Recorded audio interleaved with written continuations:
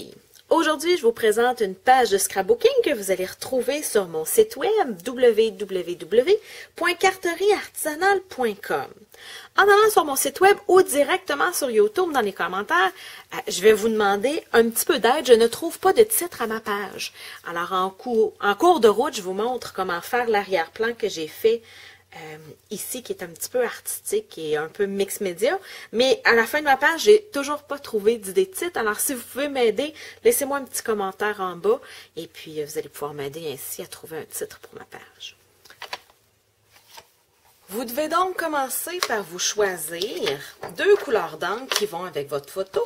Alors, moi, je vais faire une page avec un fond en deux teintes de bleu, un fond monochromatique. Alors, j'ai choisi Tentation turquoise et puis Pointe Pacifique. Vous allez avoir besoin aussi d'une acétate. Ça pourrait être les acétates qu'il y a dans les jeux d'étampe en transparent, en résine. Alors, vous pourriez venir prendre cette acétate-ci qui est transparente.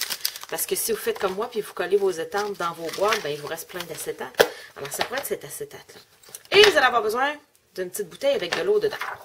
Alors, je mets le tout un peu de côté pour ne pas faire des dégâts. Commencez par votre couleur la plus pâle et vous allez venir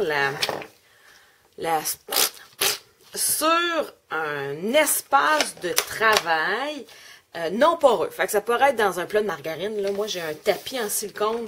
Vous pouvez acheter quelque chose de similaire au IGA là, pour faire cuire des biscuits dans le four. C'est des planches en silicone. Alors, peu importe dans quoi vous utilisez, tant que c'est non poreux. Vous venez vaporiser un petit peu d'eau dessus. Je vais ramener ma feuille pas trop loin.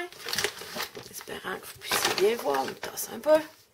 Alors, vous venez mettre votre acétate dedans et ça vient vous faire un espace de travail. Et là, vous venez l'écraser et vous venez tapoter jusqu'à temps que vous aimiez l'effet que ça donne.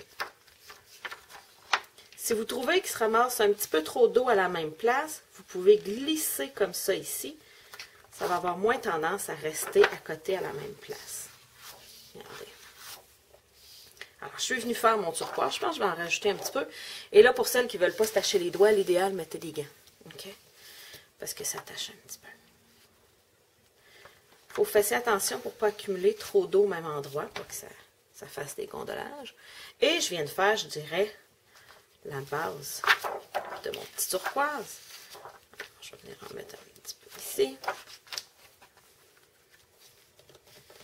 Alors, vous ne savez pas ce que ça va donner tant que vous ne l'avez pas fait. OK? On ne sait jamais où l'encre vraiment va tomber, l'effet qu'elle va donner quand elle va tomber sur votre papier. C'est une surprise, je dirais.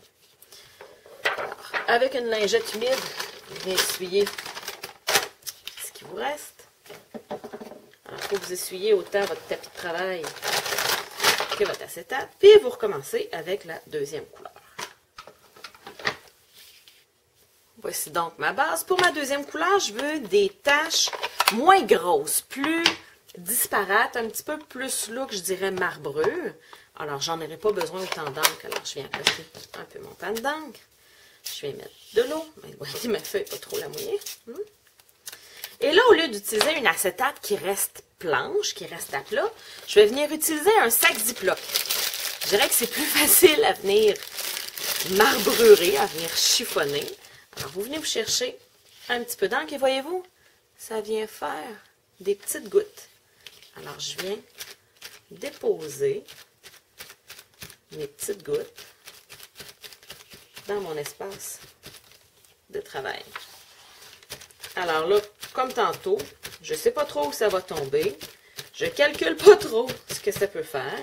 Quand vous en avez plus et vous voulez en avoir encore, vous venez vous rechercher de l'encre. Et vous allez avoir un effet différent avec à peu près la même technique. C'est juste que vous avez changé votre pinceau presque dans le fond. C'est comme si votre acétate puis votre Ziploc devenait votre pinceau.